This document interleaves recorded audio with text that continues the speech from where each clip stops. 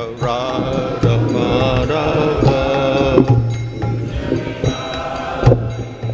Gopishana Vallabha Girivardhari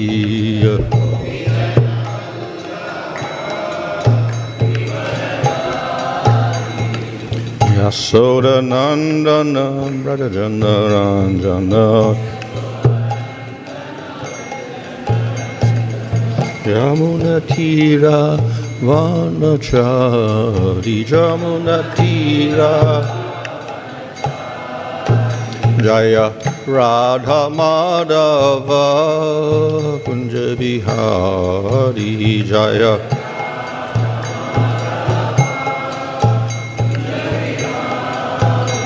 Hare Krishna Krishna Krishna Hare Hare Hare Rama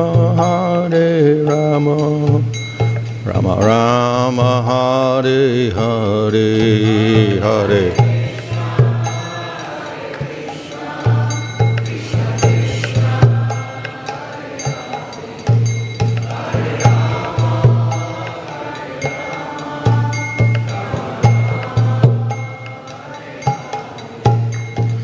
Prabhupada Prabhupada Prabhupada Jaya Prabhupada Jaya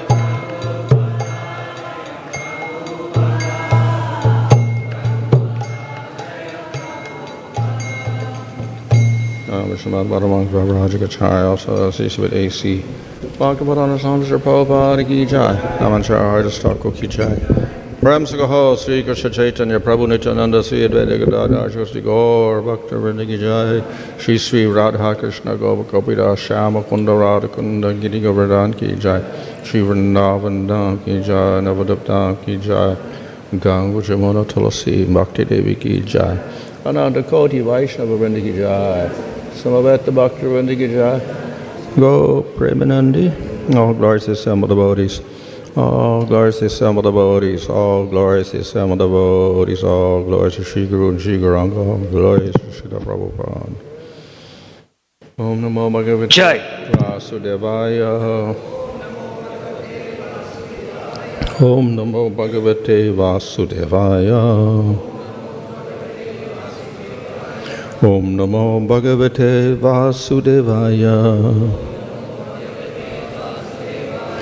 Nama Om Vishnu Padaya Krishna Prishtaya Bhutale Srimate Bhaktivedanta Swami Niti Namane Namaste Saraswata Deve Gauravani Pracharane Nirvashesha Shunyavadi Paschatya Desha Tadane Sri Krishna Chaitanya Prabhu Nityananda Sri Advaita Gadadhar Shivasadi Gaur Bhaktivinoda Hare Krishna Krishna Krishna Hare Hare Hare Rama Rama Rama Hare Hare.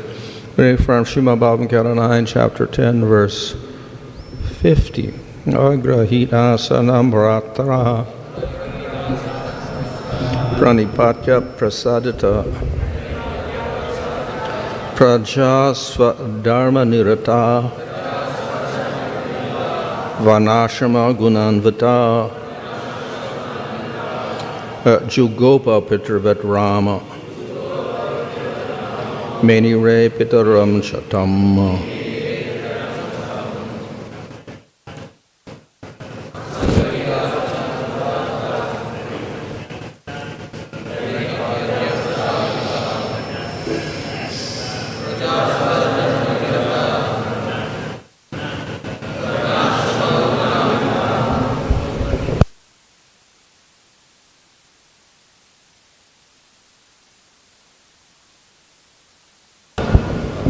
āsanam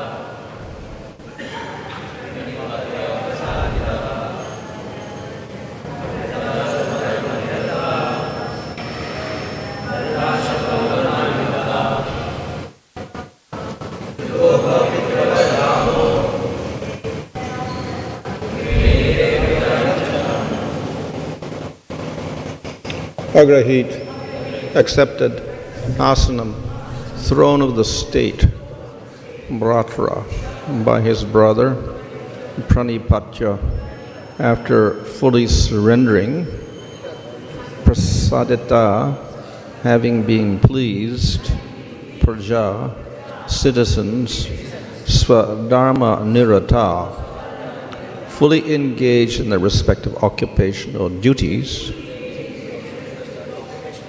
varṇāśrama, according to the system of varna and āśrama,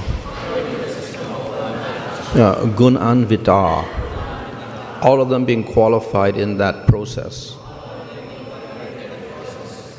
Jugopa, as the Lord protected them.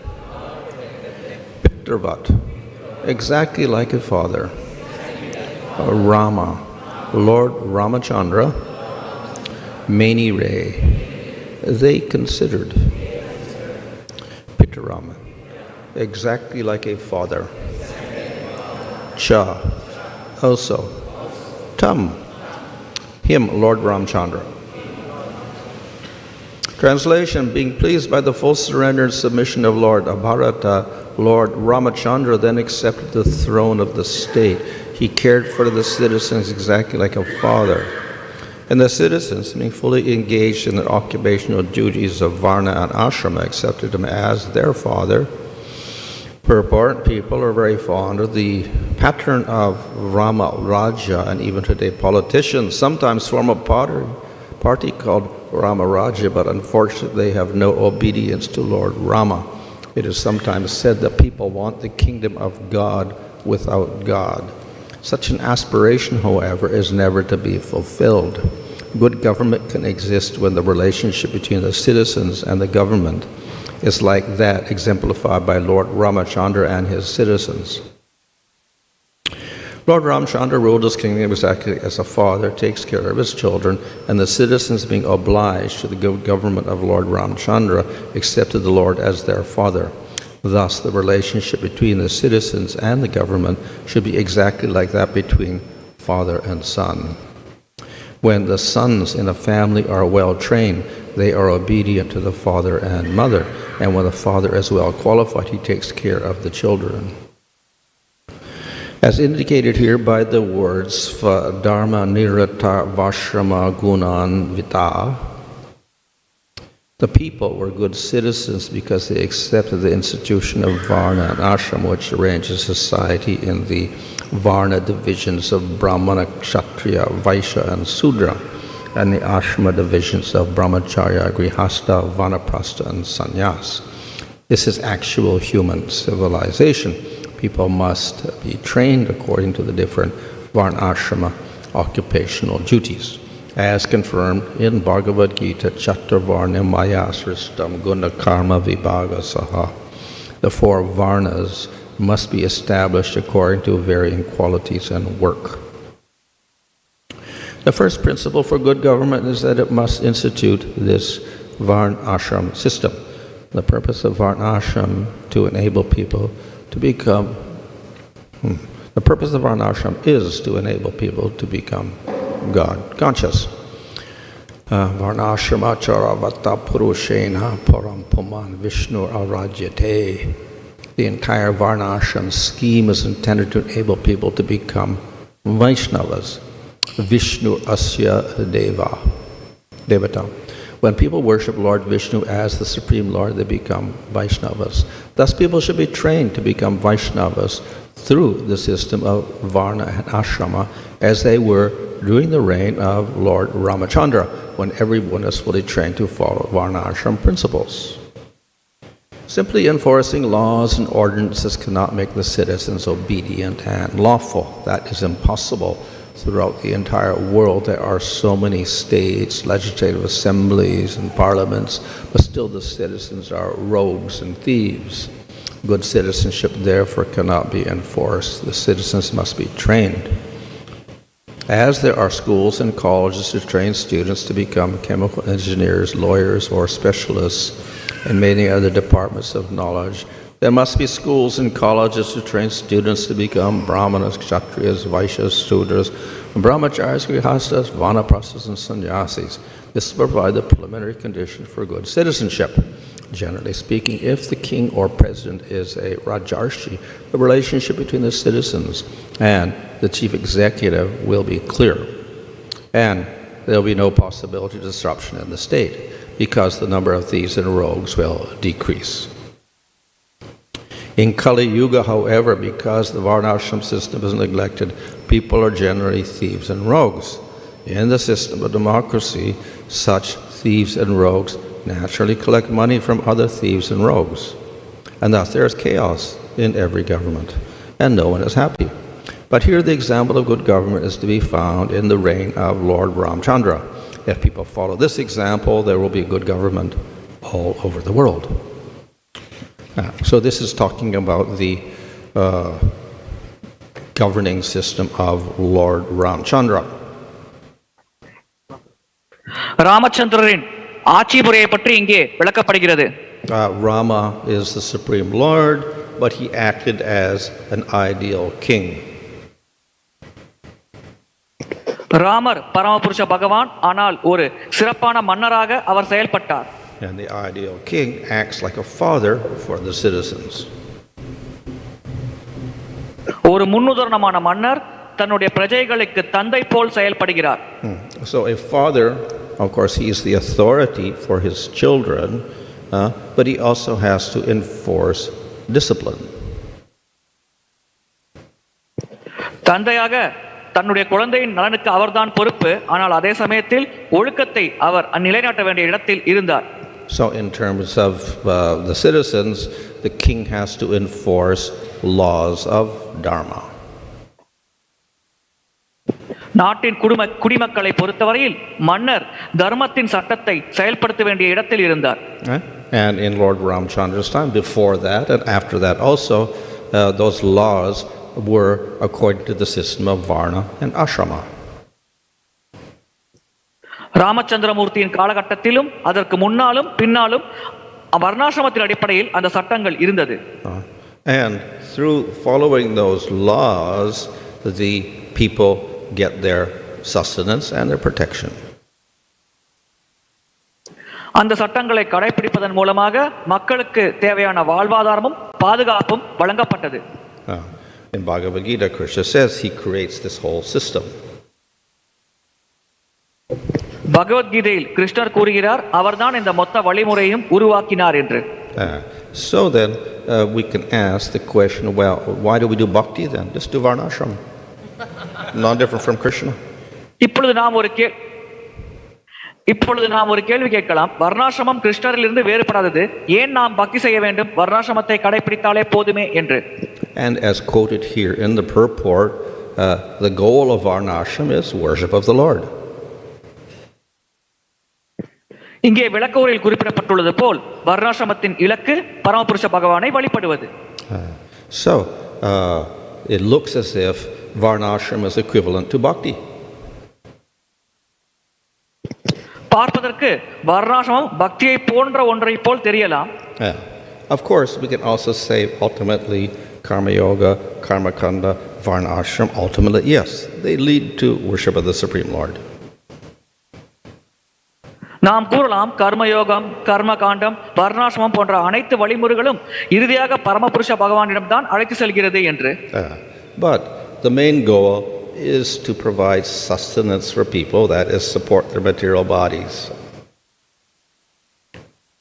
ஆனால் பிரதானமான இலக்கு மக்களுக்கு வாழ்வாதாரத்தை வழங்குவது, அதாவது தங்களுடைய பௌதிக சரீரத்தை பாதுகாப்பதற்குண்டான வழிகளை வழங்குவது. And at the same time to make them rise from tamagun to sattvagun. அதே சமயத்தில் தமோ குணத்தில் இருக்கும் மக்களை சத்துவ குணத்திற்கு உயர்த்தி அழைத்து வருவது.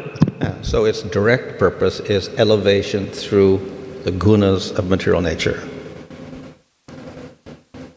இந்த நேரடியான நோக்கம் என்னவென்றால் மக்களை முக்குணங்களில் உயர்ந்த நிலைக்கு அழைத்து வருவது.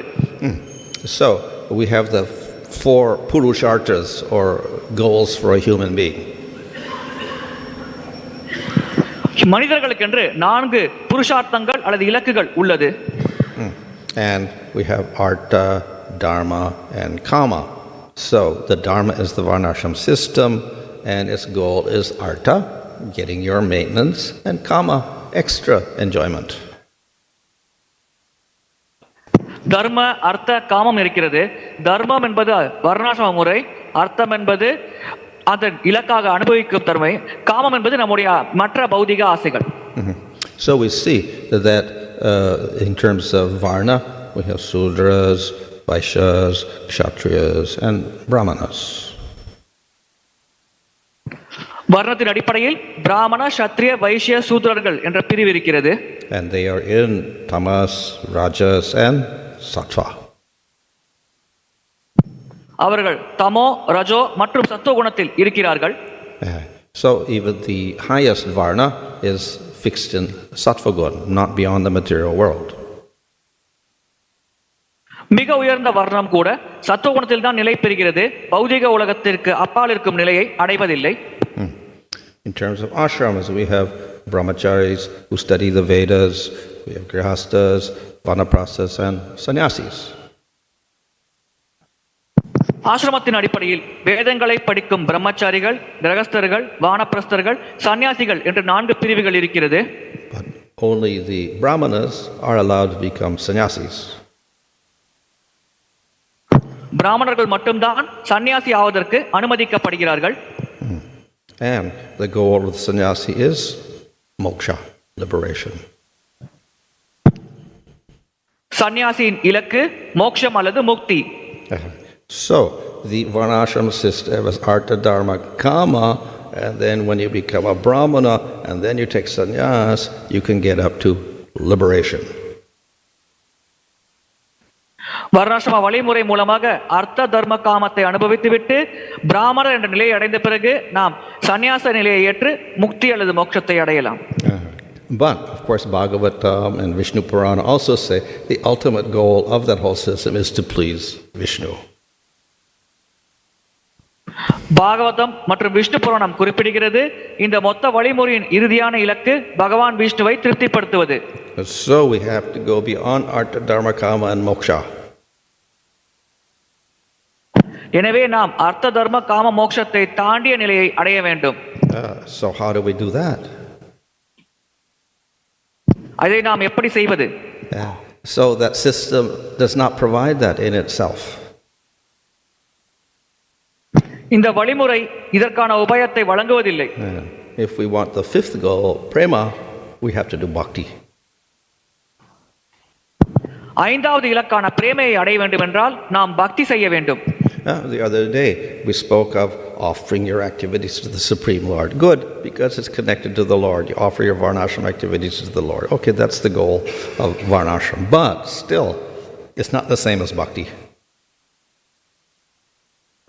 அன்று வகுப்பில் பகவானுக்கு நம்முடைய செயல்களை அர்ப்பணிப்பதை பற்றி பேசினோம். அது நல்ல விஷயம்தான்.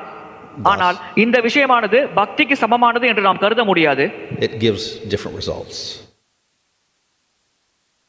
இது வேறு வகையான விளைவுகளை தருகிறது. So offering your activities to the Supreme Lord, to the varnashram system, can get you up to maybe Brahmaloka. நம்முடைய செயல்களை வர்ணாசிரம முறைக்கும் பரமபுருஷ பகவானுக்கும் அர்ப்பணிப்பதன் மூலமாக அதிகபட்சம் நாம் பிரம்மலோகத்தை அடையலாம். But if we want prema, we have to do bhakti. நமக்கு பிரேமை வேண்டும் என்றால் நாம் பக்தி செய்தாக வேண்டும். And the bhakti system is flexible. You can do it with the varnashram system or without the varnashram system. பக்தி வழிமுறை வளைந்து கொடுக்கக்கூடிய தன்மை கொண்டது. அதை நாம் வர்ணாசிரம வழிமுறையை கடைபிடித்தும் செய்யலாம், வர்ணாசிரம வழிமுறையை கடைபிடிக்காமலும் செய்யலாம். And you get the same results. விளைவுகள் அதே விளைவுகள் தான் நமக்கு கிடைக்கும். So in other words, bhakti is independent of every other system. வேறு விதமாக கூற வேண்டுமென்றால் பக்தி மற்ற எந்த வழிமுறையும் சார்ந்து இருப்பதில்லை, சுதந்திரமாக இருக்கிறது. Why? Because it is not material. இதற்கான காரணம் அது பௌதிகமான ஒன்று அல்ல. Every other system is material. மற்ற அனைத்து வழிமுறைகளும் பௌதிகமானது. And even to get its material results, it depends on bhakti. அந்த வழிமுறைகள் பௌதிகமான விளைவுகளை தருவதற்கும் அது பக்தியை சார்ந்தே இருக்கிறது. So therefore, in the varnāśrama system, you have to worship Vishnu. எனவே வர்ணாசிரம வழிமுறையில் நீங்கள் விஷ்ணு பகவானை வழிபட வேண்டும். By worshipping Vishnu there, then you can get your artha and your kama. விஷ்ணுவை வழிபடுவதன் மூலமாக உங்களுக்கு தேவையான அர்த்தம் மற்றும் காமத்தை நீங்கள் அடைய முடியும். If you perform jnana or yoga without the worship of Vishnu, you cannot get liberation. ஞானம் அல்லது யோகத்தை விஷ்ணு பகவான் வழிபாடு இல்லாமல் நீங்கள் செய்தால் உங்களுக்கு உங்களுடைய இலக்கான முக்தி என்பது கிடைக்காது. But if you perform jnana or yoga with some worship of the Lord, you get the mercy of the Lord and you get liberation. ஆனால் ஞானம் மற்றும் யோகத்தை சிறிதளவு பகவானை வழிபாட்டோடு பக்தியோடு செய்தோம் என்றால் நமக்கு பகவானின் கருணை கிடைக்கும். இதன் மூலமாக நமக்கு முக்தி கிடைக்கும். So therefore everything else is dependent on bhakti, and bhakti does not depend on anything else. எனவே மற்ற அனைத்தும் பக்தியை சார்ந்து இருக்கிறது, ஆனால் பக்தி எதையும் சார்ந்து இல்லை. Just as the Lord is independent and everything depends on him. எப்படி பகவான் சுதந்திரமானவர் மற்ற அனைத்தும் பகவானை சார்ந்து இருக்கிறதோ அதே போலத்தான்.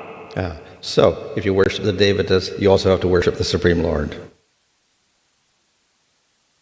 நீங்கள் தேவர்களை வழிபட்டால் நீங்கள் பரமபுருஷ பகவானையும் வழிபட வேண்டும். Then the devatas will be pleased and they will give results. அதன் மூலமாக தேவர்கள் திருப்தி அடைவார்கள், நமக்கு தேவையான விளைவுகளை தருவார்கள்.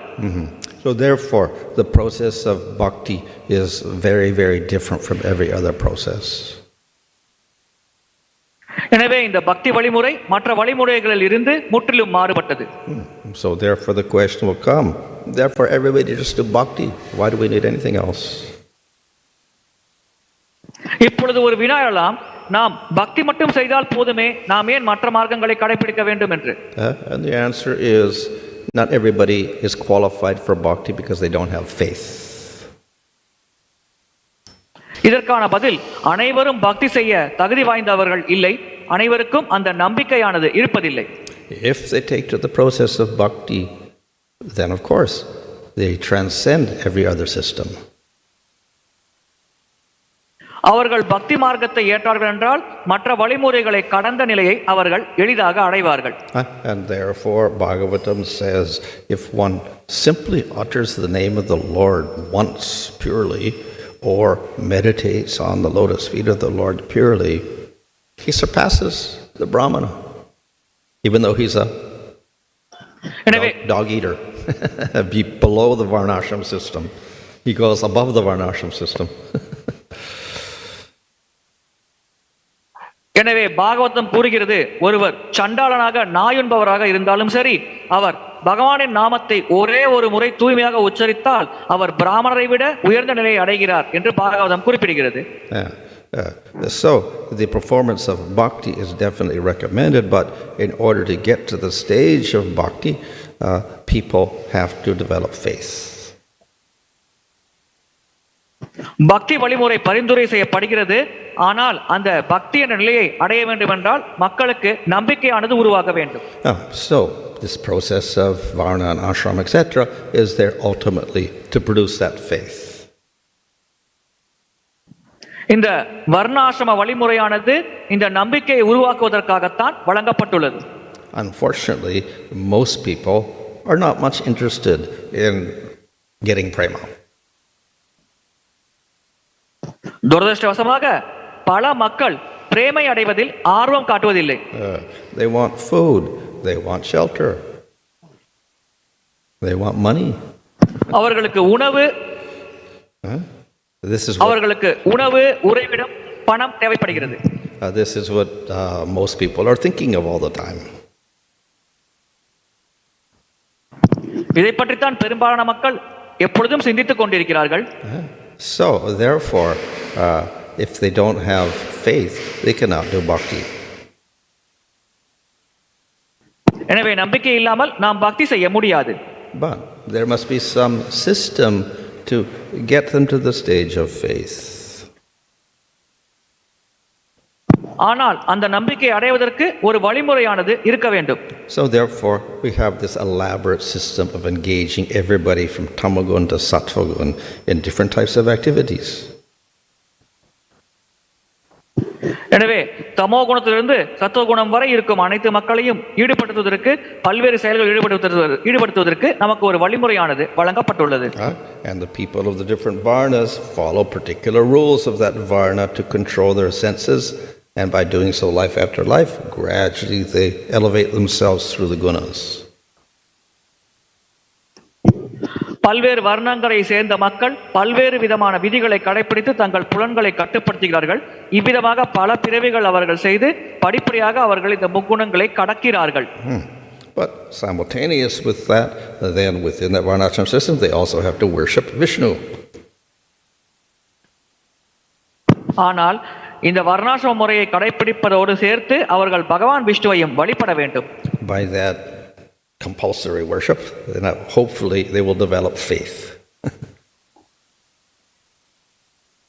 இவ்விதமாக கட்டாயமாக வழிபடுவதன் மூலமாக அவர்கள் நம்பிக்கை வளர்வதற்கு அதிகமான சாத்தியக்கூறு உள்ளது. And as they rise to the gunas, of course, then become more sattvic, then the possibility of developing that faith becomes more. குணங்களில் அவர்கள் உயர்ந்து சத்துவகுணத்தை அடையும் பொழுது அந்த நம்பிக்கை வளர்வதற்கு மிக அதிகமான சாத்தியக்கூறு உள்ளது. So, in this way, arrangements are made within that system for the development of faith. இவ்விதமாக அந்த வர்ணாசிரம முறையில் பல ஏற்பாடுகள் செய்யப்பட்டுள்ளது. அதன் மூலமாக ஒருவருக்கு நம்பிக்கையானது வளர்கிறது. Still, the development of faith is not dependent upon that system.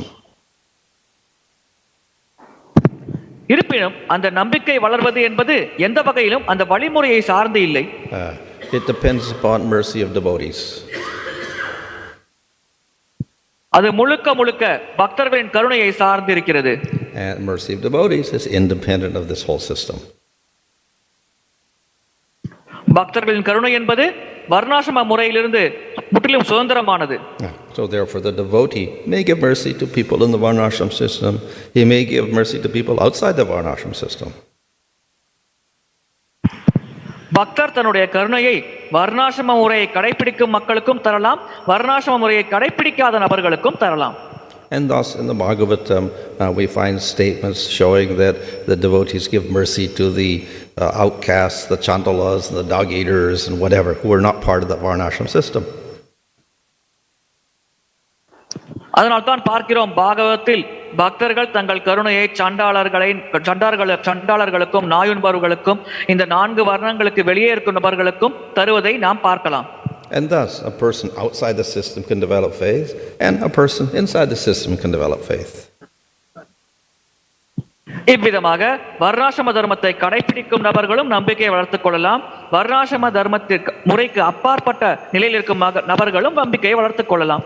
And it's no offense to think that the person who develops faith in the varnāśrama system is better than the person who develops faith outside the system. ஆனால் வர்ணாசிரம முறைக்குள் இருக்கும் நபர் நம்பிக்கை வளர்த்துக் கொள்வதுதான் சரி, வர்ணாசிரம முறைக்கு வெளியே இருக்கும் நபர்கள் நம்பிக்கை வளர்த்துக் கொள்வது தவறு என்று கருதுவது ஒரு அபராதமாகும். And thus Chaitanya Mahaprabhu illustrated this in his pastimes. இதைத்தான் சைத்தன்ய மகாபிரபு அவர்கள் தன்னுடைய லீலைகள் மூலமாக நமக்கு செய்து காட்டினார். Haridas Thakur was outside the system. Haridas Thakur இந்த வர்ணாசிரம முறைக்கு வெளியே இருந்தார். But Chaitanya Mahaprabhu regarded him as the highest devotee. He is Namacharya. ஆனால் சைத்தன்ய மகாபிரபு ஹரிதாஸ் தாக்கூர் தான் மிக உயர்ந்த பக்தர், நாமாச்சாரியர் என்று கருதினார். So therefore the bhakti is independent of everything, and the mercy of devotees that causes the faith in bhakti is independent also. பக்தி மற்ற எதையும் சாராமல் சுதந்திரமாக செயல்படக்கூடியது. அதே போல் பக்தர்களின் கருணை தான் அந்த பக்தியை நமக்கு உருவாக்குகிறது. அந்த பக்தர்களின் கருணையும் மிக மிக சுதந்திரமாக செயல்படக்கூடியது. And with faith, if one performs bhakti, then one surpasses that system. நம்பிக்கையோடு ஒருவர் பக்தியில் ஈடுபடும் பொழுது அவர் இந்த வழிமுறையை கடந்த நிலையை அடைகிறார். So the great kings and of course avatars of the Lord like Rāmacandra, who was also a king, perform or illustrated both things, dharma or varṇāśrama and bhakti. எனவே தான் தர்மம், வர்ணாசிரமம், பக்தி போன்ற இந்த அனைத்து விஷயங்களையும் மிக சிறந்த மன்னர்கள் மற்றும் பகவானின் அவதாரமாகிய ராமச்சந்திர மூர்த்தி கூட மன்னராக செயல்பட்ட போது எப்படி இதை கடைபிடிக்க வேண்டும் என்பதை இந்த உலகத்திற்கு எடுத்துக்காட்டும் வண்ணம் வாழ்ந்து காட்டினார்கள். For those that don't have bhakti, then he set an example of varṇāśrama activities. பக்தி இல்லாத நபர்கள் எப்படி வர்ணாசிரம செயல்களை கடைபிடிக்க வேண்டும் என்பதற்கு முன்னுதாரணமாக செயல்பட்டார்கள். Of course, if they have respect for the king Rāmacandra, then even if they don't have faith in the Lord, at least they get a Gata Sukriti by worshipping Rāma as a king. அவர்களுக்கு மன்னர் ராமச்சந்திரமூர்த்தியின் மேல் நம்பிக்கை இருந்தால், அவர்களுக்கு உண்மையில் பக்தி மற்றும் வழிபாட்டு முறையில் நம்பிக்கை இல்லாவிட்டாலும் ராமச்சந்திரமூர்த்தியை மன்னராக அவர்கள் வழிபடும் காரணத்தினால் அதன் மூலமாக அவர்களுக்கு அஞ்ஞான சுக்கிருத்தியானது கிடைத்தது. So here the verse is explaining how he set a very good example and he protected the citizens like an ideal king and the citizens regarded him as a father. இங்கே எப்படி ராமச்சந்திரமூர்த்தி ஒரு மிக சிறந்த முன்னுதாரணமாக மன்னராக செயல்பட்டார், ஒரு சிறந்த மன்னராக எப்படி தன்னுடைய பிரஜைகளை அவர் பராமரித்தார், அதே போல் அந்த நாட்டின் குடிமக்கள் எப்படி பகவான் ராமச்சந்திரமூர்த்தியை தங்கள் தந்தையாக பாவித்து செயல்பட்டார்கள் என்பதை பற்றி ஒரு விளக்கம் தரப்பட்டுள்ளது. But he also showed the importance of devotion. ஆனால் அவர் பக்தியின் முக்கியத்துவத்தையும் மக்களுக்கு எடுத்துரைத்தார். And thus we have examples of great devotees like his brothers and like Hanuman. எனவே தான் மிக சிறந்த பக்தர்களின் உதாரணங்களும் அங்கே தரப்பட்டது. உதாரணத்திற்கு ராமச்சந்திரமூர்த்தியின் சகோதரர்கள் மற்றும் ஹனுமான் போன்ற மிக சிறந்த பக்தர்களை பற்றியும் அங்கே விளக்கப்பட்டுள்ளது. And through the description of these pastimes, then we understand about the rasa of the devotee with the Supreme Lord. இந்த லீலைகளை விளக்கம் தருவதன் மூலமாக பக்தருக்கும் பரமபுருஷ பகவானுக்கும் எந்த வகையான ரசம் இருக்கிறது என்பதை பற்றி நம்மால் புரிந்து கொள்ள முடிகிறது.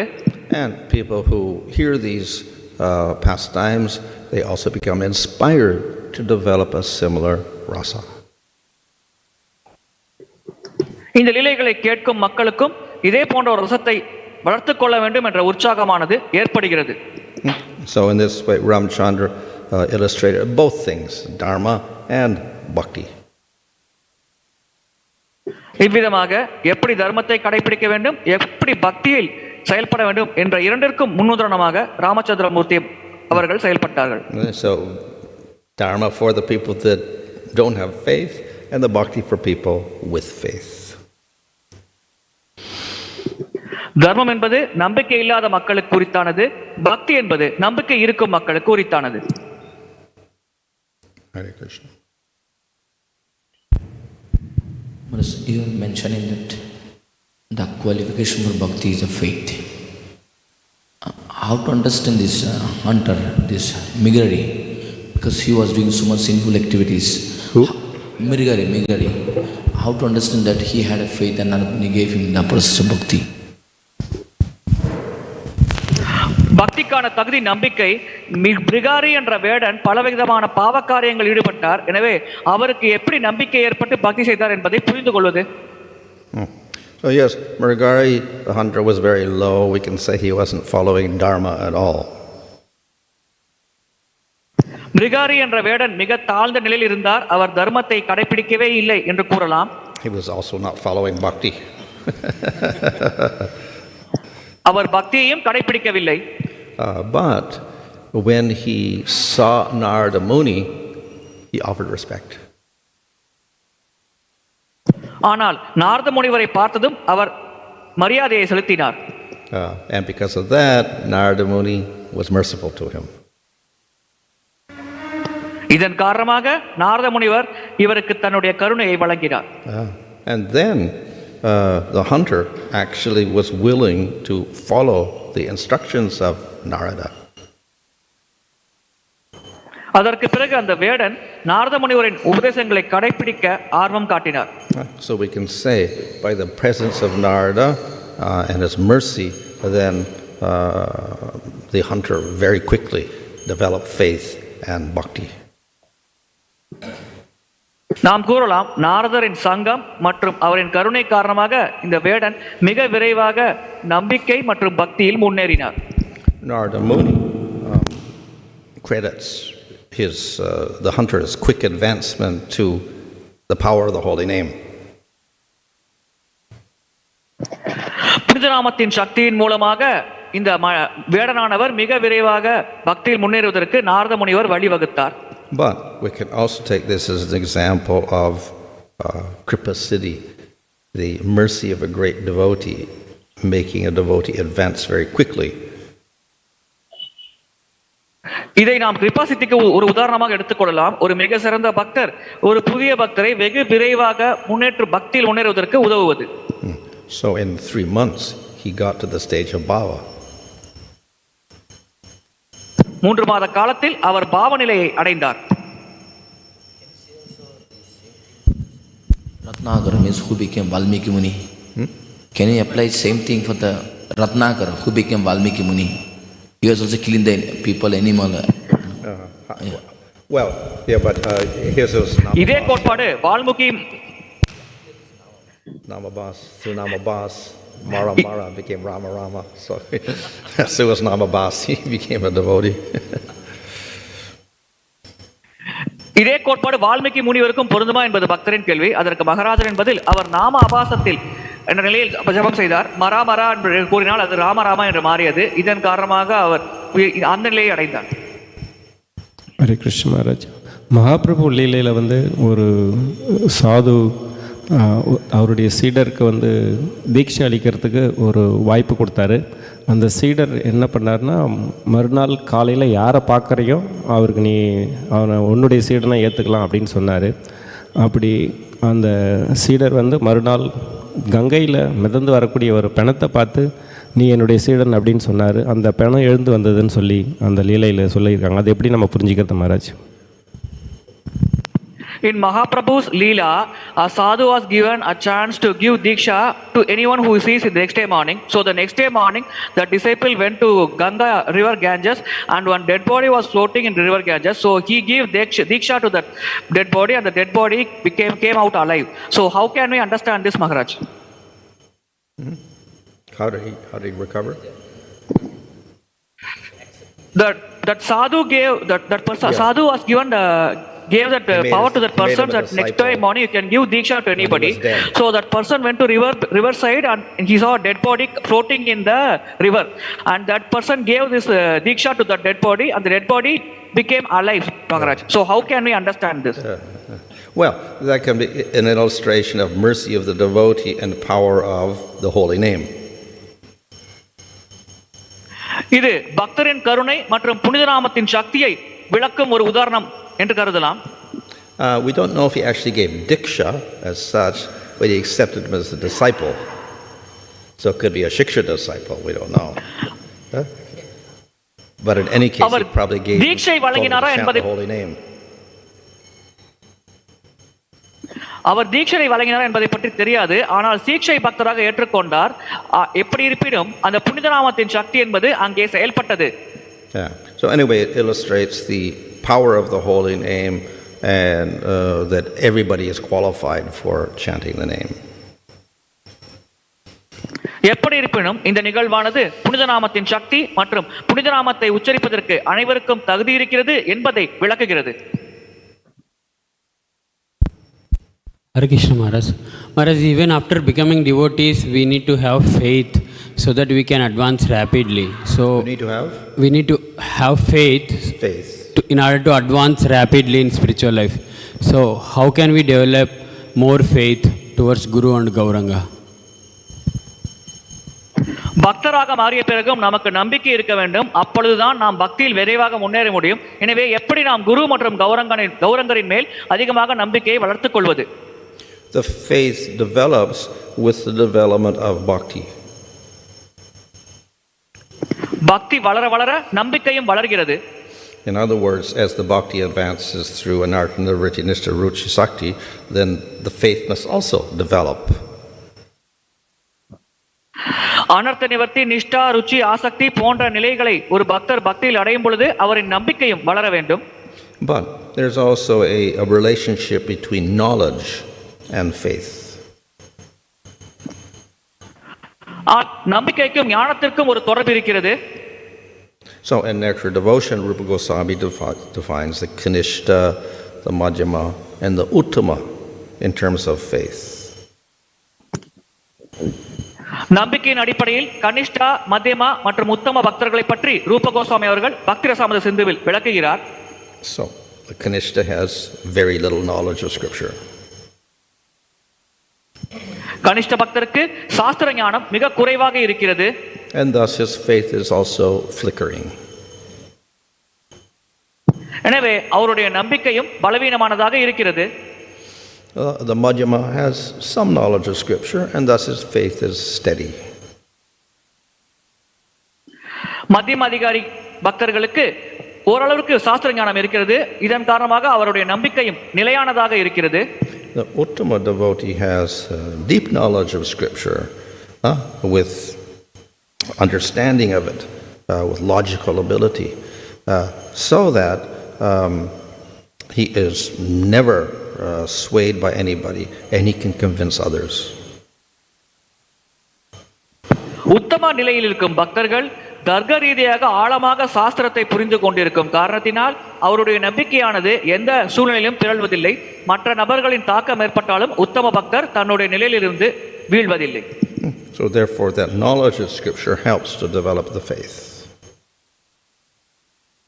இவ்விதமாக சாஸ்திர ஞானமானது அந்த நம்பிக்கை வளர்வதற்கு உறுதுணையாக இருக்கிறது. Hare Krishna Maharaj. Maharaj, the qualification for doing bhakti is faith. But can we say what is the qualification for varnashrama? Is there any qualification required like faith, or it is enforced by the king and one has to compulsorily follow? If that is the situation, in this Kali Yuga, why should we try to implement varnashrama also? Because there is no faith. பக்திக்கான தகுதி நம்பிக்கை. அப்படி இருக்கையில் வர்ணாசிரம முறைக்கும் ஏதேனும் தகுதி இருக்கிறதா? ஒரு மன்னர் தான் வர்ணாசிரமத்தை உருவாக்க வேண்டுமா அல்லது அதற்கு ஏதேனும் தகுதி இருக்கிறதா? அவ்விதமாக இருக்கையில் கலியுகத்தில் வர்ணாசிரம தர்மம் கடைபிடிக்க வேண்டுமே, ஏனென்றால் பெரும்பாலான மக்களுக்கு நம்பிக்கை இருப்பதில்லையே. Well, the system as it is has been present within India for the last so many thousands of years. The qualification is birth. You're born as a Sudra, you're a Sudra. You're born as a Brahmana, you're a Brahmana. You're born as outside, you're outside. You can never become inside. இந்த வழிமுறை ஆயிரக்கணக்கான ஆண்டுகளாக இந்தியாவில் கடைபிடிக்கப்பட்டு வருகிறது. இதற்கான தகுதி பெரும்பாலாக பிறப்பின் அடிப்படையில் இருக்கிறது. ஒருவர் சூத்திரராக பிறந்தால் சூத்திரராக தான் இருக்கிறார், பிராமணராக பிறந்தால் பிராமணராக இருக்கிறார், 4 வர்ணங்களுக்கு வெளியே பிறந்தால் அந்த நிலையில் தான் அவர் இருக்கிறார். And thus Haridas Thakur was a Muslim. He never became a Sudra or a Vaishya or a Kshatriya or a Brahmana. They wouldn't allow it. Not allowed. Haridas Thakur ஒரு இஸ்லாமியராக இருந்தார். எனவே அவர் ஒரு சத்திரியராகவோ பிராமணராகவோ வைஷ்யராகவோ சூத்திரராகவோ இடம்பெறவில்லை. அதை அவர் செய்வதற்கு அனுமதிக்கப்படவில்லை. However, if we were to take not the birth as the most prominent factor but the qualities, then we say the qualification for a varna would be your qualities. பிறப்பை பிரதான தகுதியாக கருதாமல் ஒரு நபரின் பண்புகள் மற்றும் தகுதிகளை பிரதான தகுதியாக நாம் கருதினோம் என்றால் அந்த நபரின் பண்புகள் மூலமாக அவர் அந்த குறிப்பிட்ட வர்ணாசிரம நிலையை அடைகிறார் என்று நாம் கூறலாம். But then you have to, by your free will, then you choose to accept the rules of a particular varna. உங்களுடைய சொந்த விருப்பத்தின் பெயரில் நீங்கள் ஒரு குறிப்பிட்ட வர்ணத்தின் விதிகளை கடைபிடிக்கிறேன் என்று ஏற்கிறீர்கள். But who determines the rules of the varnas? ஆனால் அந்த வர்ணத்திற்கு உண்டான விதிகளை யார் நியமிக்கிறார்? Of course, those are in scripture like Manusmriti. அது மனுஸ்மிருதி போன்ற சாஸ்திரங்களில் உள்ளது. Who enforces it? அதை யார் செயல்படுத்துகிறார்? The king will enforce the rules. பொதுவாக மன்னர் தான் அந்த விதிகளை செயல்படுத்துவார். If we look at all the rules in the modern day, it looks very impractical to apply all the rules for any of the varnas. In fact, maybe we can do 10%, 5% of the rules. It's very, very difficult. ஆனால் நவீன காலத்தில் அந்த விதிகளை கடைபிடிப்பது எந்த வர்ணத்திற்கும் சாத்தியமில்லை, எந்த ஆசிரமத்திற்கும் சாத்தியமில்லை. அதிகபட்சம் அதை நாம் கடைபிடித்தோம் என்றால் அதில் 10% நாம் கடைபிடிக்கலாம், அவ்வளவுதான். So who would decide what is the rules we're to follow? It would be the king again. யார் எந்த விதிகளை கடைபிடிக்க வேண்டும் என்று தீர்மானிப்பார்? வேண்டுமென்றால் மன்னர் மீண்டும் தீர்மானிக்கலாம். How is the king decided? மன்னர் எப்படி தீர்மானிக்கிறார்? The kings are hereditary. They come from the line of dynasty of Manu. மன்னர்கள் மனுவின் வம்சாவளியில் வருகிறார்கள். Unfortunately, the last there's 2 descendants left. They disappeared. And they're not going to appear until Satyuga comes next. So we're kind of without king also. So it's very difficult to do any varnashram because of that. துரதிருஷ்டவசமாக கடைசி 2 வம்சாவளியினர் மறைந்து விட்டார்கள். அவர்கள் சத்தியுகம் வரும் வரை அந்த மனுக்கள் வரமாட்டார்கள். எனவே அதுவரையில் மன்னர் என்பது இருப்பது சாத்தியமற்ற செயலாக கலியுகத்தில் இருக்கிறது.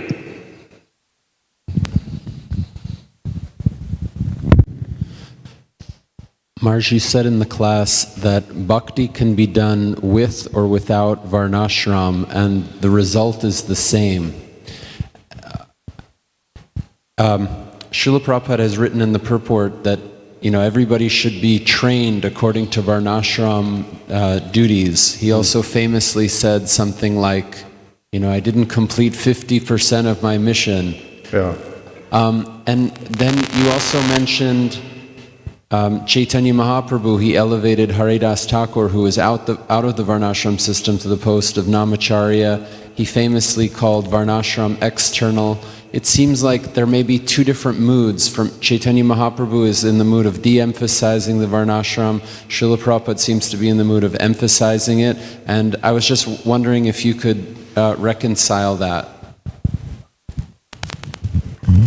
சைத்தன்ய மகாபிரபு வர்ணாசிரம முறையை பெரிதாக வலியுறுத்தாதது போல் தெரிகிறது. ஏனென்றால் ஹரிதாஸ் தாக்கூரை அவர் வர்ணாசிரமத்திற்கு அப்பாற்பட்ட நிலையில் கருதி அவர் பக்தராக ஏற்றுக்கொண்டார். சில பிரபுபாதர் தன்னுடைய விளக்க உரையில் 50% வர்ணாசிரமத்தை கடைபிடிக்க வேண்டும் என்று கூறுகிறார். எனவே இதன் காரணமாக அவர் வர்ணாசிரமத்தை வலியுறுத்துவது போல் தெரிகிறது. எனவே இங்கே இந்த கருத்துக்கள் சற்று முரண்படுவது போல் தெரிகிறது. இதை நீங்கள் விளக்கமாக கூற முடியுமா? So yes, Chaitanya Mahaprabhu in a sense rejects, but not completely rejects. Chaitanya Mahaprabhu ஒரு வகையில் நிராகரிக்கிறார், ஆனால் முற்றிலுமாக நிராகரிப்பதில்லை. The reason for rejection is ultimately it is not equivalent to bhakti, it's less. So therefore, okay, it's external or whatever. இதற்கான ஒரு காரணம் அது பக்திக்கு சமமானதில்லை, பக்தியை விட தாழ்ந்த நிலையில் இருக்கிறது மற்றும் அது வெளிப்புறமான தகுதியாக இருக்கும் காரணத்தினால் மகாபிரபு அதை நிராகரிக்கிறார். But we see that most of his devotees followed in general the rules of their particular varna and their āśrama, the grihastas in Navadvip or whatever, sannyasis in Puri, etc. ஆனால் நாம் பார்க்கலாம் மகாபிரபுவின் பெரும்பாலான பக்தர்கள் அந்த வர்ணாசிரம விதிகளை கடைபிடித்தார்கள். பூரியில் இருக்கும் சன்னியாசிகள், நவதீபத்தில் இருக்கும் கிரகஸ்தர்கள் போன்ற இந்த அனைத்து பக்தர்களும் அவருடைய அடிச்சோடை பின்பற்றி வர்ணாசிரம தர்மத்தையும் கடைபிடிப்பதை நாம் பார்க்கலாம். And Chaitanya Mahaprabhu himself accepted sannyas. He was a grihasta, followed grihasta rules. Then he took sannyas. He followed sannyasa rules. So he was within the varnashram system. He rejects it, but he's doing it at the same time. So it's not complete rejection. Chaitanya Mahaprabhu வர்ணாசிரமத்தை நிராகரித்தாலும் அவர் கிரகஸ்தராக இருந்த பொழுது கிரகஸ்த விதிகளை கடைபிடித்தார். சன்னியாசம் ஏற்ற பிறகு சன்னியாச விதிகளை கடைபிடித்தார். எவ்விதமாக அவர் இதை நிராகரித்தார் என்று கூறினாலும் முழுமையாக நிராகரித்தார் என்று கூற முடியாது. ஏனென்றால் அதை அவரே தன்னுடைய வாழ்நாளில் கடைபிடித்திருப்பதை பார்க்கலாம். So in other words, varnashram is not the ultimate goal, but it can be helpful or assistant to the process of bhakti. வேறு வார்த்தைகளில் கூற வேண்டுமென்றால் வர்ணாசிரம தர்ம முறையானது இறுதியான இலக்கு இல்லை, ஆனால் அந்த பக்தி வழிமுறையில் அது உதவியாக இருக்கலாம். So of course, after Lord Chaitanya, then we see within the sampradaya, people did not take sannyas. பகவான் சைத்தன்யருக்கு பிறகு அந்த சம்பிரதாயத்தில் பெரும்பாலான மக்கள் சந்நியாசம் ஏற்கவில்லை. If they were very renounced, they became Babajis, which was beyond Varnashrama. No Varna, no āśrama, no thread, no nothing. அவர்கள் மிகுதியான துறவு மனப்பான்மை கொண்டிருந்தால் பாபாஜியாக மாறினார்கள். அங்கே வர்ணம், ஆசிரமம், பூணூல் போன்ற எதுவுமே கிடையாது, எந்த விதிகளும் கிடையாது. But that doesn't mean they're superior to a brahmana or a vaishya or kshatriya or whatever, following bhakti, but also working within the varnashrama. It's just, he's more detached, so, and he rejects everything. He just practices bhakti. ஆனால் எந்த வகையிலும் அந்த பாபாஜிக்கள் இந்த வர்ணாசிரம முறையை கடைபிடிக்கும் பிராமண, சத்திரிய, வைசியர்களுக்கு உயர்ந்தவர்கள் என்று கூற முடியாது. அவர் இந்த வர்ணாசிரமையை நிராகரித்து பக்தியை மட்டும் அதிகமாக கடைபிடிக்கிறார் என்று கூறலாம். And following either system as a grihasta or as a babaji, you can advance in bhakti and attain prema, either way. எந்த வழியிலும் நாம் பக்தியை கடைபிடித்து பிரேமை நிலை அடையலாம். அது கிரகஸ்தராகவும் செயல்படலாம் அல்லது பாபாஜியாகவும் செயல்படலாம். With Bhaktivinoda Thakur, he begins to praise the varnashram. But it's a different varnashram. Bhaktivinoda Thakur அவர்கள் வர்ணாசிரம தர்மத்தை புகழ்கிறார், ஆனால் இது வேறு வகையான வர்ணாசிரமம். It's a ideal varnashram based upon qualities, not birth. அவர் கூறும் வர்ணாசிரமம் பண்புகள் அடிப்படையில் இருக்கும் வர்ணாசிரமமாகும், சிறப்பான வர்ணாசிரமமாகும். பிறப்பின் அடிப்படையில் கடைபிடிக்கப்படும் வர்ணாசிரமத்தை பற்றி அவர் குறிப்பிடவில்லை. At the same time, he also realizes that most people are going to be social. They're not going to renounce like a Babaji.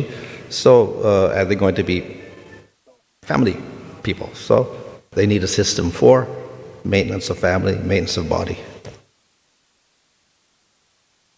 அதே சமயத்தில் அவர் தெரிந்திருக்கிறார், பெரும்பாலான மக்கள் கிரகஸ்தர்களாகத்தான் வாழப் போகிறார்கள். யாரும் பாபாஜி நிலையை அவ்வளவு அதிகமாக மக்கள் அடையப் போவதில்லை. எனவே அவர்கள் அந்த குடும்பத்தை பராமரிக்க ஒரு தர்ம வழிமுறை தேவை என்பதையும் அவர் கருத்தில் கொள்கிறார். So for that we need some rules.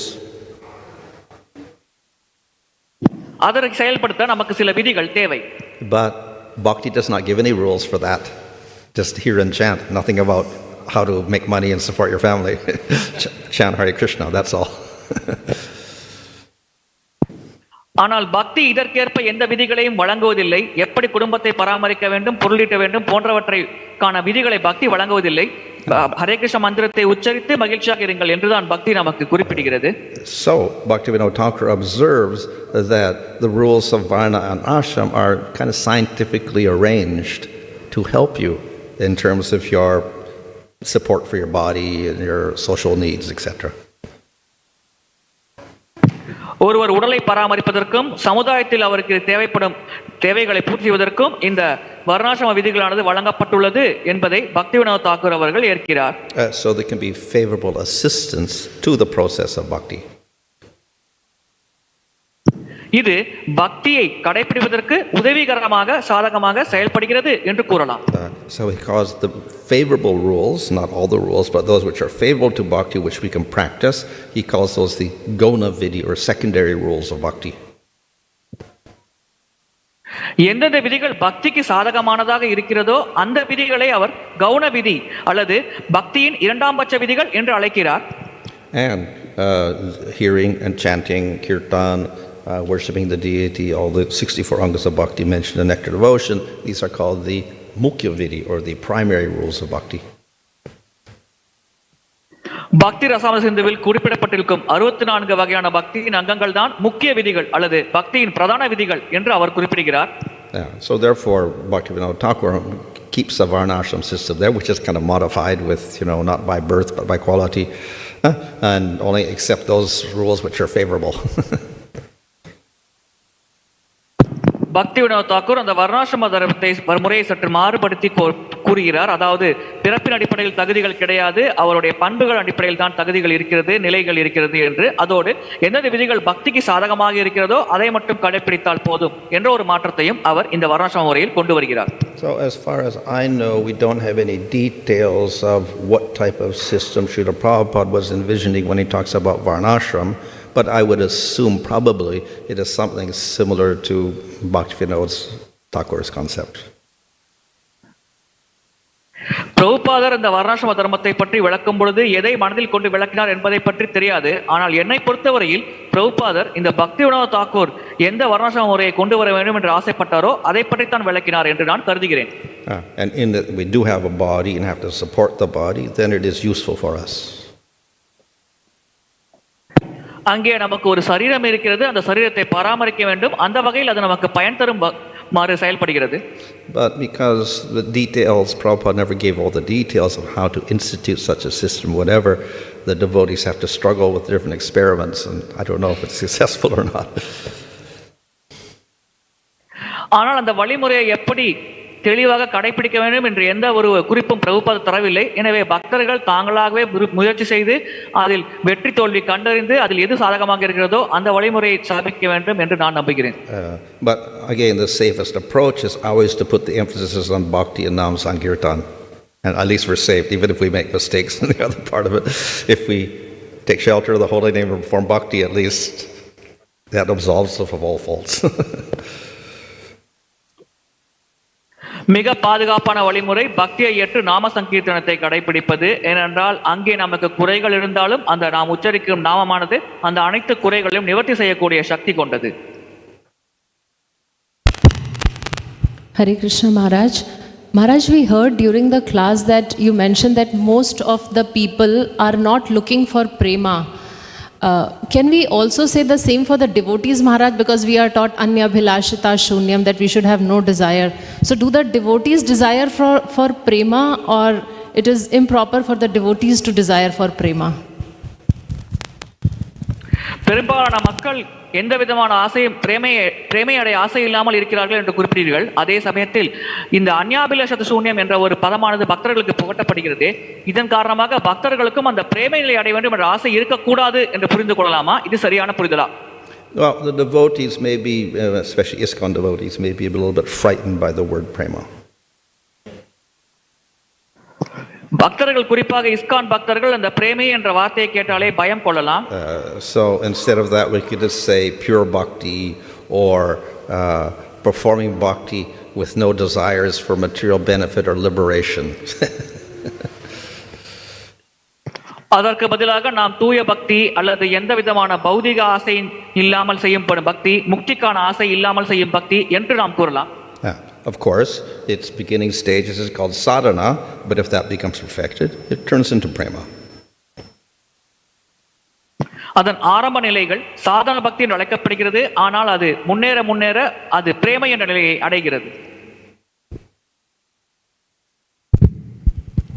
Thank you, Maharaj. Maharaj, one more question. So we heard that qualification of varnashram is by birth, but then simultaneously... Well, as I said, as it's come down in the last few thousand years. Yes, Maharaj. வர்ணாசிரமத்தின் தகுதி பிறப்பின் அடிப்படையில் என்று கூறினீர்கள். அதற்கு எப்படி புரிந்து கொள்வது பக்தரின் கேள்வி. அதற்கு மகாராஜன் பதில், கடந்த சில ஆயிரம் ஆண்டுகளாக அந்த தகுதிகளானது படிப்படியாக தன்னுடைய நிலையிலிருந்து தாழ்ந்து விட்டது என்று மகாராஜன் கூறினார். Maharaj, so as we read the verse in Bhagavad Gita, Chatur Varnam Maya Srishtam Guna Karma Vibhagashaha. So guna and karma is mentioned there, but birth is not mentioned there in that verse, Maharaj. சத்துர்வர்ண மயாசிஷ்யம் என்ற ஸ்லோகத்தில் பகவத்கீதையில் குணம் மற்றும் கர்மத்தை பற்றி குறிப்பிடப்படுகிறது, ஆனால் பிறப்பை பற்றி குறிப்பிடப்படவில்லை. So yes, and Bhagavad Gita talks about qualities and activities. Now, according to people who are arguing for birth, they'll say your qualities are largely determined by your birth. Hereditary. பகவத்கீதையில் பண்புகள் மற்றும் செயல்களை பற்றி குறிப்பிடும் போது பிறப்பின் அடிப்படையில் தான் ஒருவர் பண்புகளை வளர்த்துக் கொள்கிறார் என்று பண்புகளை ஆதரிக்கும் மக்கள் வாதிடக்கூடும். So there's, of course, in modern thing we have genetics and everything like that. So a lot of your qualities comes through genetics, yeah? Your physical body, your characteristics and your qualities will come through your health, your weaknesses and illnesses all come through genetics of mother and father and grandfather, etc., etc. So in that sense, birth is important. நவீன காலத்தில் ஒருவரின் உடல் ஆரோக்கியம், தேக வளம் போன்ற அனைத்தும் அவருடைய பரம்பரை மூலமாக வருகிறது. தன்னுடைய தாய் தந்தையர் வந்த வம்சாவளியினர் எப்படி இருந்தாரோ பெரும்பாலாக அந்த குழந்தைக்கும் அதே அந்த பாரம்பரியம் மற்றும் பரம்பரை தாக்கம் இருக்கும். அதில் தான் அந்த பெரும்பாலாக அந்த நபரின் பண்புகளும் நிர்மாணிக்கப்படும் என்ற கருத்தும் நாம் ஏற்கலாம். And thus they also had a whole system of who you can marry, who you cannot marry. You can't marry this goat or that goat or this or whatever, like those complicated systems for who you can marry, you know? Because it's all hereditary factors are obvious. இவ்விதமாக வம்சத்தின் அடிப்படையில் இந்த விஷயங்கள் இருக்கும் காரணத்தினால் அவர்கள் திருமணம் செய்யும் பொழுது கூட யாரை திருமணம் செய்து கொள்ளலாம், யாரை திருமணம் செய்து கொள்ளக்கூடாது, எந்த பரம்பரையோடு திருமணம் செய்து கொள்ள வேண்டும் போன்ற விஷயங்களுக்கும் விதிகள் வைத்திருக்கிறார்கள். So that's a general thing, because we also find that sometimes it doesn't work out. You got a good mother and father, you get a bad child. இது ஒரு பொதுவான விதிதான். ஆனால் சில சமயங்களில் இந்த விதி செயல்படாமல் போவதையும் நாம் பார்க்கலாம். தாய் தந்தையர்கள் சிறப்பானவர்களாக இருப்பார்கள், ஆனால் குழந்தை மோசமான குழந்தையாக இருப்பதையும் நாம் பார்க்கிறோம். We get Kamsa coming in the dynasty, a royal dynasty, or all the demon kings coming in dynasties which are supposed to be royal dynasties. We find King Vena coming out of royal dynasty, etc. And then we have Prithu, who's an avatar coming out of Vena. And Prahlad, of course, coming out of demon family. So it doesn't always work also. அசுர குடும்பத்தில் பிரகலாதர் போன்ற பக்தர் பிறப்பதையும், சிறப்பான பக்தி குடும்பத்தில் அசுரர்கள் பிறப்பதையும் நாம் பார்க்கலாம். உதாரணத்திற்கு வேணா மன்னர் என்பவர் சிறப்பான குடும்பத்தில் பிறந்தார். எனவே இது போன்ற நடக்கும் செயல்களும் சம்பவங்களும் இருக்கிறது. So there was a prominence on family and birth, but exceptions were made if the qualities turned out to be different. பிறப்பிற்கும் வம்சத்திற்கும் முக்கியத்துவம் இருக்கிறது. ஆனால் அந்த குழந்தையின் பண்புகள் மாறுபாடு கொண்டிருக்கும் பொழுது அது விதிவிலக்காக கருதப்படுகிறது. So the two things are there. Obviously the family line is important, and thus we have the whole lines of kings coming out, etc., or Brahmin dynasties or whatever like that. But we also have exceptional cases because of qualities. இரண்டு விஷயங்களையும் நாம் கருத்தில் கொள்ள வேண்டும். வம்சாவளி முக்கியம்தான். இதன் காரணமாக அந்த பரம்பரை மற்றும் பாரம்பரியத்தையும் நாம் கருத்தில் கொள்ள வேண்டும். அதே சமயத்தில் சில நபர்களிடம் சில அசாதாரணமான அற்புதமான பண்புகள் வெளிப்படுவதையும் நாம் பார்க்கலாம். A third factor is environment and education. மூன்றாவது காரணி சூழ்நிலை மற்றும் கல்வி. So a person may be born in a Brahmana family, but if he's not raised to study the Vedas or do whatever like that, then he may not show his character of being, learned Brahmana when he grows up. ஒரு குழந்தை பிராமண குடும்பத்தில் பிறந்தாலும் வேதங்களை கற்க வேண்டும் போன்ற விதிகளை அந்த குழந்தைகளுக்கு நாம் கடைபிடிக்காவிட்டால் அது பிராமணர்களுக்கு உண்டான பண்புகளை வெளிக்காட்டாமலும் இருக்கலாம். So Bhaktivinoda Thakur says, therefore, if we were going to decide varna, it should be decided when that child has grown up and he's got his education, his environment, the family, everything is considered, and then we'd see what his qualities are when he's grown up. Then you could decide the varna. எனவே தான் பக்திவினோத தாக்கூர் குறிப்பிடுகிறார், ஒரு குழந்தையின் வர்ணத்தை நீங்கள் தீர்மானிக்க வேண்டும் என்றால் முதலில் அந்த குழந்தை வளர வேண்டும். அது வளர்ந்த பிறகு அந்த குழந்தை எப்படிப்பட்ட பண்புகளை வெளிப்படுத்துகிறது என்ற விஷயத்தின் அடிப்படையில் அதன் வர்ணத்தை நீங்கள் தீர்மானிக்கலாம் என்று பக்திவினோத தாக்கூர் கூறுகிறார்.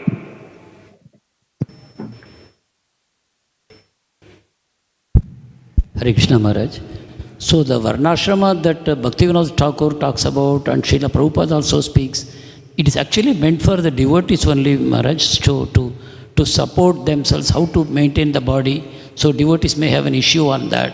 So they want a Varnashrama to be implemented for the devotees only on a voluntary basis, and maybe that will set an example for the rest of the society in due course of time. What is the purpose with which Prabhupada recommended this Varnashrama? Bhaktivinoda Thakur மற்றும் ஸ்ரீல பிரபுபாதர் அவர்கள் பரிந்துரை செய்த வர்ணாசிரமம் குறிப்பாக பக்தர்கள் குறித்தானதுதான். இதன் மூலமாக அந்த பக்தர்கள் குடும்பத்தையும் பராமரித்து பக்தியிலும் முன்னேறலாம் என்று நாம் புரிந்து கொள்ளலாமா, அல்லது இவர்கள் பரிந்துரை செய்த வர்ணாசிரமத்தின் முக்கியத்துவத்தை பற்றி சற்று விளக்கமாக கூற முடியுமா? Well, we don't know because Prabhupada never gave any details. பிரபுபாதர் எந்த விதமான விளக்கமும் தராத காரணத்தினால் அதை பற்றி நமக்கு தெரியாது. In fact, the statement, okay, half my work is done, the other half is varnashram, but is that varnashram for devotees or varnashram for public? What is it? Not clear. He never clarified either, so we don't know. அவருடைய வாக்கியம் என்னுடைய பாதி செயலை நான் முடித்து விட்டேன், மீதி பாதி செயல் வர்ணாசிரமம் என்று குறிப்பிடுகிறார். அந்த வர்ணாசிரமம் பக்தர்களுக்கு குறித்தான வர்ணாசிரமமா பொதுமக்களுக்கு குறித்தான வர்ணாசிரமமா என்று எங்கும் குறிப்பிடவில்லை. எனவே அதை பற்றி நமக்கு எதுவும் தெரியாது. But to make one system for devotees, another system for public, is going to be very complicated. To have two different varna systems going on, that would be very complicated. ஆனால் பக்தர்களுக்கு என்று ஒரு தனிப்பட்ட வர்ணாசிரம வழிமுறை, மற்ற பொதுமக்களுக்கு என்று ஒரு தனிப்பட்ட வர்ணாசிரம வழிமுறையை நாம் கடைபிடிப்பது என்பது மிக மிக கடினமான செயலாகும். Online questions, please.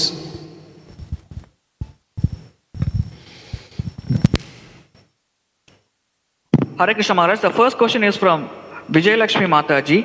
Does it mean to say when one is doing bhakti, he is not required to follow any principles of varnashrama dharma like Namacharya Haridas Thakur did? Or what is the meaning of out of varnashrama dharma? ஒருவர் பக்தியை கடைபிடிக்கும் பொழுது அவர் எந்த விதமான வர்ணாசிரம தர்மத்தையும் கடைபிடிக்க தேவையில்லை என்று நாம் புரிந்து கொள்ளலாமா? உதாரணத்திற்கு ராமாச்சாரியா ஹரிதாஸ் தாக்கூர் அவ்விதமாக செயல்பட்டார், அல்லது இந்த வர்ணாசிரம தர்மத்திற்கு வெளியில் இருக்கும் நிலையில் இருக்கிறார் என்ற வார்த்தையை நாம் எப்படி புரிந்து கொள்ள வேண்டும்? Yes, if we read Bhagavatam, that it says you give up all your dharmas and you simply do bhakti, nothing is lost. பாகவத்தை நாம் படித்தோம் என்றால் அங்கே குறிப்பிடப்படுகிறது, நீங்கள் இந்த அனைத்து தர்மங்களையும் நிராகரித்து விட்டு பக்தியை செய்யுங்கள், அதுவே போதும் என்று பாகவதம் குறிப்பிடுகிறது. So it is possible. At the same time, Bhagavatam never says everybody must give up all varnashram system, do nothing and only do bhakti. It doesn't say that also. இது சாத்தியம்தான், ஆனால் அதே சமயத்தில் பாகவதம் எந்த இடத்திலும் அனைவரும் வர்ணாசிரம தர்மத்தை கைவிட்டு விட்டு பக்தியை மட்டும் கடைபிடிக்க வேண்டும் என்று எங்கேயும் வலியுறுத்தவில்லை. எனவே அது ஓரளவுக்கு சாத்தியமில்லை என்று கூறலாம். However, if you are to do the varnashrama along with your bhakti, you should have no attachment to it. ஆனால் பக்தியோடு சேர்த்து நீங்கள் வர்ணாசிரமத்தை கடைபிடிக்க வேண்டும் என்று நினைத்தீர்கள் என்றால் உங்களுக்கு அதன் மேல் எந்த விதமான பற்றும் இருக்கக்கூடாது. And we should not think our bhakti depends upon following varnashram. அதோடு நம்முடைய பக்தியானது வர்ணாசிரம வழிமுறையை கடைபிடிப்பதை சார்ந்து இருக்கிறது என்றும் நாம் சிந்திக்க கூடாது. That will pollute the bhakti. இது பக்தியை களங்கப்படுத்தும். Yeah. So then the question, well, then why do it at all? It's just a waste of time. Let's do bhakti. இவ்விதமாக இருக்கையில் ஏன் நாம் மற்ற வழிமுறைகளை கடைபிடிக்க வேண்டும்? அதை கடைபிடித்து ஏன் கால விரயம் செய்ய வேண்டும்? வெறும் பக்தியை மட்டும் கடைபிடித்தாலே போதுமே.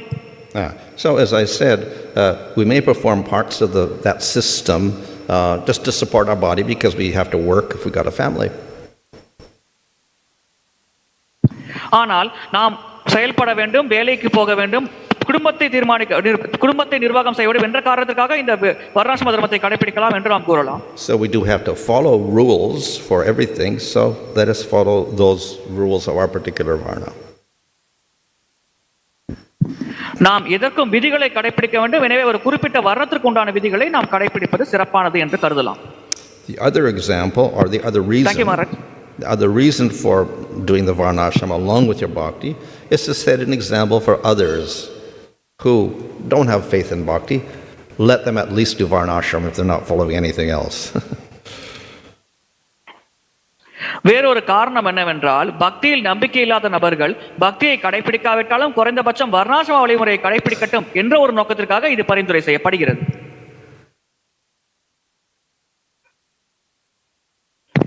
Thank you, Maharaj. Next question is from His Grace Amaranimaidas. Some people worship some bogus persons who claim themselves as God. They also do social welfare activities, example pious activities, without following scriptural injunctions. What will be the destination of the person who worships such kind of persons? சில மக்கள் போலி குருமார்களை வழிபடுகிறார்கள். அந்த போலி குருக்கள் சமுதாய நலம், பொது நலம், மக்கள் நலம் போன்ற சமூக சேவை செய்கிறார்கள். எனவே இவ்விதமான போலி குருக்களை வழிபடும் நபர்களின் கதி என்ன?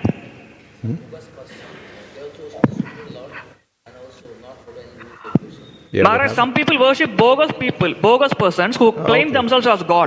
So what will be the destination of the people who worship such persons? Well, if they worship the Lord but they are apparatis, then they get negative results. பகவானை வழிபட்டு அவர்கள் அபராதிகளாக இருந்தார்கள் என்றால் அவர்களுக்கு பாதகமான விளைவுகள் தான் கிடைக்கும். If they worship the Lord of ignorance with no offense, it's a type of abhas, like namabhas or mixed bhakti. அபராதம் இல்லாமல் அவர்கள் பக்தி செய்தார்கள் என்றால் அது அபாஸ், நாம அபாஸ் அல்லது கலப்பட பக்தி என்று அழைக்கலாம். So they can progress in bhakti, but it is very slow. எனவே அது பக்தியில் என்று கருதப்படுகிறது, ஆனால் விளைவுகளை வெகு மெதுவாக தருகிறது. Prabhu, last question. The next, okay, last question. The question is from Her Grace Medhavani Sakhi Mataji. In Lord Rāmacandra class today, the hunter Migari got the holy name from Narada Muni. He quickly attained prema in 3 months by the grace of Guru and Gauranga. We also have got shelter from Guru and Gauranga's grace, but in spite of practicing for many years, we are not getting completely purified. How to understand this? Is it that we are lower than tamoguna, that we require much more time in practice of chanting holy names of the Lord? Please advise regarding this. இந்த பிரிகாரி என்ற வேடனை பொறுத்தவரையில் நாரத முனிவர் நாமத்தை வழங்கிய காரணத்தினால் 3 மாத காலத்தில் அவர் பிரேம நிலை அடைந்தார். ஆனால் குரு மற்றும் கௌரங்கரின் கருணையில் நாம் பல ஆண்டுகளாக பக்தியை பயிற்சி செய்தாலும் நாம் இன்னும் தமோ குணத்தில் இல்லை, அதைவிட தாழ்ந்த நிலையில் தான் இருக்கிறோமே. எனவே நாம் என்ன செய்ய வேண்டும்? பயிற்சி செய்யும் பக்தர்களாக நாம் எப்படி அந்த நிலையை அடைய வேண்டும்? இதை பற்றி சற்று விளக்கம் தர முடியுமா? So quick advancement is caused by mercy. We call it kripa siddhi. விரைவாக முன்னேற வேண்டும் என்பது கருணை காரணமாக நடக்கிறது. அதை நாம் கிருபா சித்தி என்று அழைக்கிறோம். But it's also described as very rare. ஆனால் அது மிக மிக அரிதானது என்றும் குறிப்பிடப்படுகிறது. So therefore the common method of advancement is sadhana. பொதுவாக முன்னேறுவதற்கான ஒரே வழிமுறை சாதன பக்தி ஆகும். And then sadhana goes through stages like anartha-nivritti, nishcha-ruchi, asakti, bhava, and then prema. சாதன பக்தி அனர்த்த நிவர்த்தி, நிஷ்டா, ருச்சி, ஆசக்தி, பாவா, பிரேமா போன்ற நிலையை அடைகிறது. So the sadhana process is slower. எனவே அந்த சாதன வழிமுறை மிக மெதுவாக பலன்கள் தரக்கூடியது. So we cannot predict who will give kripa and to get kripa siddhi. எனவே யார் கிருபா சித்தி வழங்குவார் என்று நாம் கணித்து கூற முடியாது. But it may be given by the Lord himself, which is very, very, very, very rare, because you have to be born when the Lord is an avatar, or by a great devotee like Narada Muni, which is also quite rare. We don't see Narada Muni every day. இது பகவானை நேரடியாக வழங்கலாம், ஆனால் அது மிக மிக மிக அரிதான செயலாகும். அல்லது நாரத முனிவரை போன்ற சிறந்த பக்தர் வழங்கலாம், ஆனால் அதுவும் அரிதான செயல்தான். ஏனால் நாம் எல்லா இடத்திலும் நாரத முனிவரை பார்க்க முடியாது. So most of the devotees will depend upon sadhana. எனவே பெரும்பாலான பக்தர்கள் சாதனையில் தான் இறுதியாக அடைவார்கள்.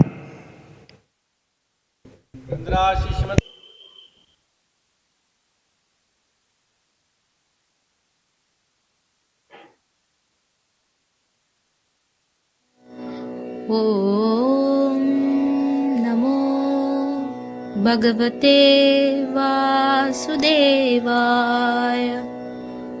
ॐ नमो भगवते वासुदेवाय। शुश्रूषु